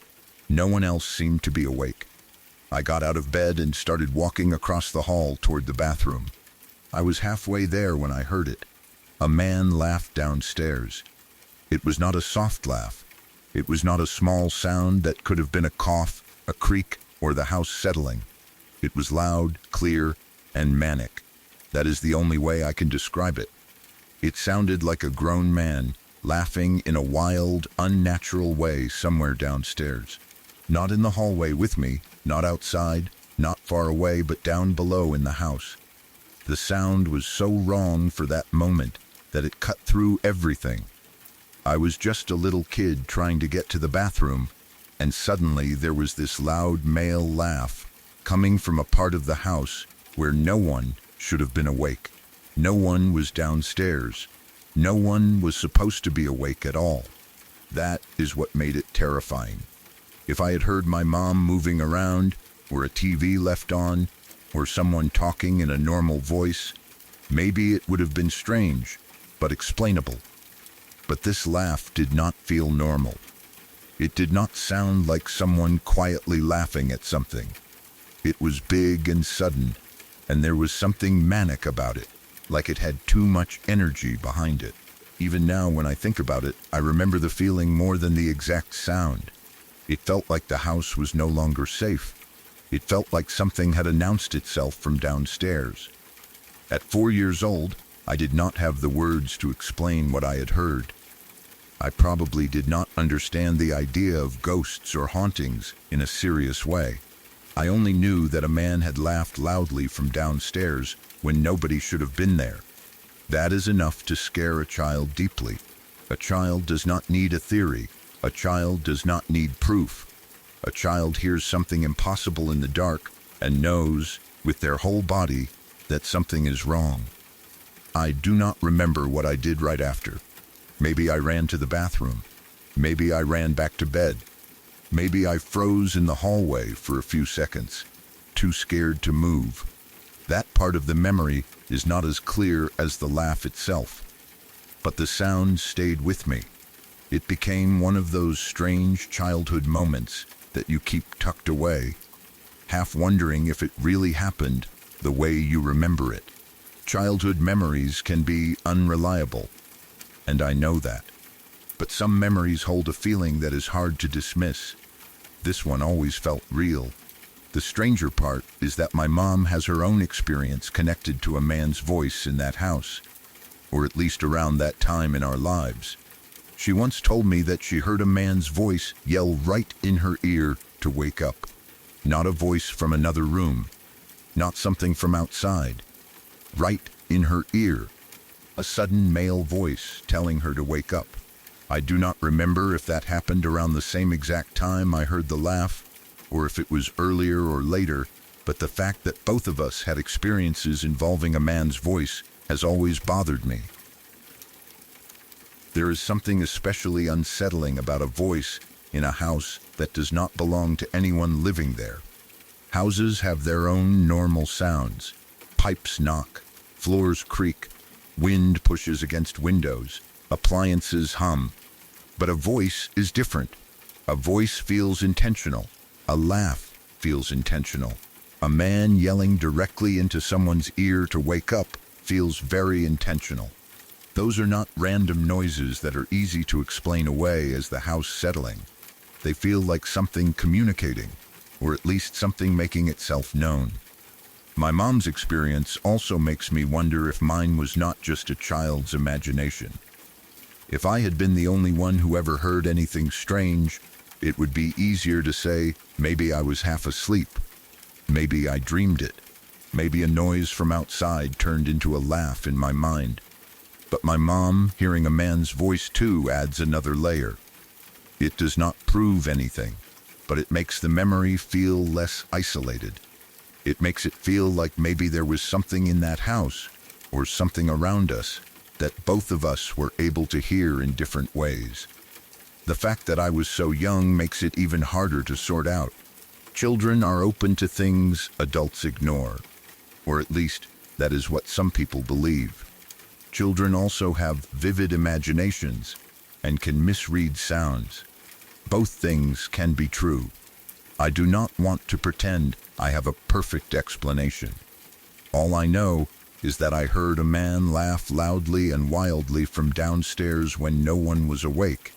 And years later, my mom said she had once heard a man's voice yell in her ear to wake up. Those two memories sit next to each other in my mind like pieces of the same puzzle, even though I do not know if they truly belong together. The laugh was not the only strange memory I have with my mom, though. There was another experience years later that had nothing to do with voices, but it was just as hard to explain. I was older then, maybe somewhere between 8 and 10 years old. My mom and I were driving home one evening, and we saw the moon in a way I have never seen it before or since. The moon was huge. That sounds simple, and I know people say that all the time. People talk about supermoons, harvest moons, moon illusions, the moon looking large near the horizon, and all of that. I understand those explanations. I know the moon can appear bigger when it is low in the sky, and I know pictures often fail to capture the way it looks to the eye. But what we saw did not feel like a normal large moon. It looked so enormous that only half of it was visible over the horizon. The rest of it seemed below the edge of the world. It looked like something out of an apocalyptic scene, like the moon had moved too close to Earth and was rising up behind the land. It was not just pretty, it was disturbing. My mom saw it too. That matters to me, because this was not a private experience, not something I saw alone and later wondered if I had exaggerated. She remembers it. She still says she remembers it. We were both in the car, both looking at the same sky, both seeing the moon so large that it felt wrong. I do not remember every detail of the drive, but I remember the feeling of seeing it there, huge and low, taking up the horizon in a way that made the world feel small beneath it. It looked close, too close. That is the part I have never been able to match to anything I have found online. I have searched for pictures, trying to find a photo that looks like what we saw, but nothing really matches. There are beautiful pictures of large moons over cities, mountains, oceans, and fields. There are photos taken with long lenses that make the moon look massive behind objects. There are images of red moons, orange moons, supermoons, and lunar events. But none of them look exactly like the thing we saw that evening. None of them capture that feeling of the moon being so large that it seemed apocalyptic. Maybe it was some kind of moon illusion. Maybe the horizon, the weather, the angle, and our position in the car all combined to make it look larger than it was. Maybe there was some atmospheric effect that made it appear distorted and enormous. I understand that there are possible explanations, but the memory still feels different from any ordinary full moon I have ever seen. My mom and I have both seen plenty of moons since then. We have seen big moons near the horizon. We have seen bright full moons. We have seen beautiful moonrises, but we have never seen anything like that again. That is what makes it stand out. If it were just a normal large moon, we should have seen something similar at least once more in all these years. But we have not. The memory remains alone. One evening drive, one impossible-looking moon, one shared moment of staring at something in the sky that looked too close to be real. The feeling was not exactly fear, but it was close. It was awe mixed with dread. The moon is familiar. It is one of the most familiar things in the world. You grow up seeing it. You expect it to be there. But when something familiar looks wrong, it can be more unsettling than something completely unknown. A strange creature in the woods is scary because it does not belong there. But the moon looking wrong is scary because the sky itself feels wrong. The thing you trust to stay distant and steady suddenly feels near and huge, and for a moment the whole world feels out of scale. That is how it felt to me, like the sky had shifted. I think that is why I still remember it so clearly. I was young, but old enough to understand that what I was seeing was unusual. I was not a toddler misreading the world. I knew what the moon looked like. My mom knew what the moon looked like. And that night, it did not look right. It looked enormous, low, and close, with only half of it showing over the horizon like the rest of it was hidden behind the edge of the earth. Years later, when I think about that moon and the man's laugh, I wonder if there is some connection between my experiences and my mom. Not necessarily a direct connection between the two events, because they are very different. One was a voice in a house at night when I was 4. The other was a strange sight in the sky years later while driving with my mom. But both involve me and my mom in some way. She had her own experience with a man's voice. She was with me when we saw the huge moon. She remembers it too. That makes me wonder if maybe my mom is somehow enabling my experiences, or if we share some kind of sensitivity to strange things. I do not know if enabling is the right word, but it is the word that comes to mind. Maybe being around her made certain things easier to notice. Maybe she had experiences first, and I picked up on them. Maybe the house had something in it, and both of us heard it because we were both there. Maybe the moon was just something strange we happened to witness together. Or maybe there is no connection at all, and I am only linking the stories because she appears in both of them. The mind naturally looks for patterns, but sometimes patterns feel too strange to ignore. The man's laugh is the more traditionally creepy memory. A child in a dark hallway, a bathroom across the way, a loud manic laugh from downstairs. no one awake. It has the shape of a haunting. It feels like something inside a house, making itself known. My mom's voice experience fits that same feeling, a male voice close to her ear, yelling at her to wake up. Those two things feel connected because they both involve a male presence that should not have been there. The moon memory is different. It does not feel like a haunting. It feels more like a reality glitch, or a strange natural event that looked so extreme it became frightening.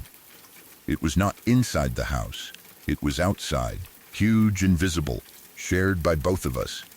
But it still left the same kind of question behind. What did we see, and why have we never seen it again?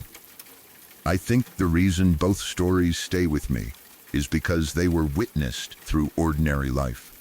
I was not looking for anything paranormal. I was not trying to scare myself. I was not in a haunted attraction or watching a scary movie. I was just a child going to the bathroom. Then, years later, I was just riding home with my mom. Both times something strange entered a normal moment without warning. That is the kind of thing that changes how you remember a place or a night. The hallway is not just a hallway anymore. The moon is not just the moon anymore. The house with the bathroom across the hall becomes the house where a man laughed downstairs when nobody was awake. The evening drive becomes the night we saw the moon looking close enough to end the world. And my mom becomes part of both memories, either through her own experience or because she was there beside me. I have tried to be reasonable about it. I know memories from early childhood can be strange. I know the moon can look larger near the horizon. I know sounds can travel through houses in odd ways. I know people can hear things when they are waking or sleeping. I understand all of that. But reason does not fully erase the feeling. It does not erase the way the laugh sounded wrong. It does not erase the way my mom described a man's voice in her ear.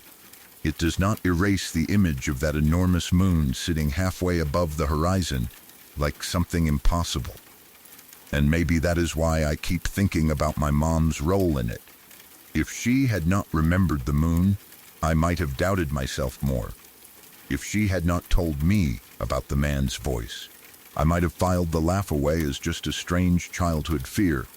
But because she is connected to both, the stories feel less like random moments and more like part of a pattern. Maybe not a clear pattern, but something. I do not know what that pattern means. Maybe my mom and I both just notice strange things. Maybe we both remember them more strongly than other people would. Maybe some families carry stories like this because more than one person is open to experiencing them. Or maybe there is nothing supernatural about it, and the connection is only emotional. A child experiences the world through their parent. If your mom takes something seriously, you remember it differently.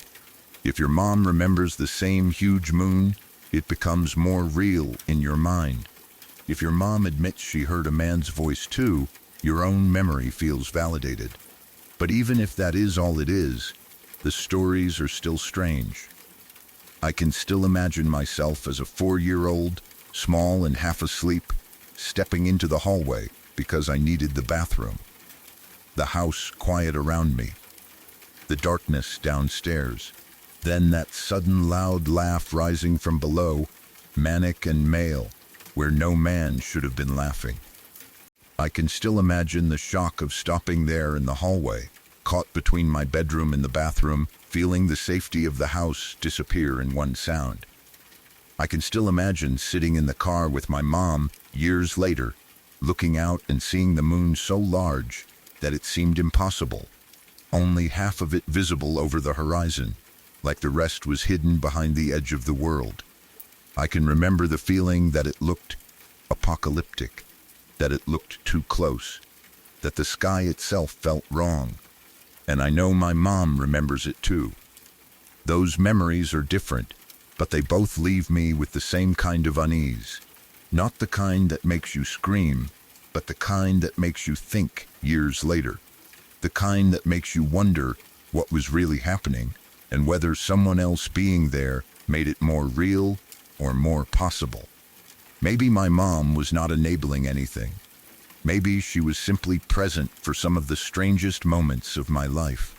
Maybe the house had something in it, and the moon was just a rare visual effect. Maybe the man's laugh and the giant moon have nothing to do with each other. But after writing them out and seeing how she connects to both, I cannot help wondering. Because when I was 4, I heard a man laugh loudly from downstairs in a sleeping house.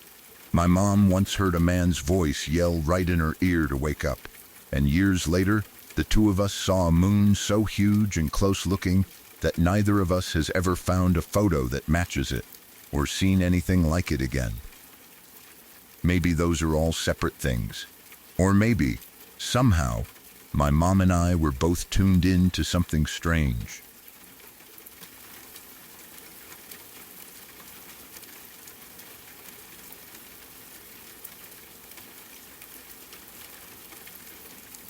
The stories may be over, but some nights do not end when the video does. The people you heard tonight were not looking for fear. They were living normal lives until one moment changed the way they saw the world around them. Tell me in the comments which story stayed with you the longest. Subscribe to Nockmeyer Witness for more true accounts from people who saw something they wish they could forget. Good night, and if you wake up suddenly, do not assume it was just a dream.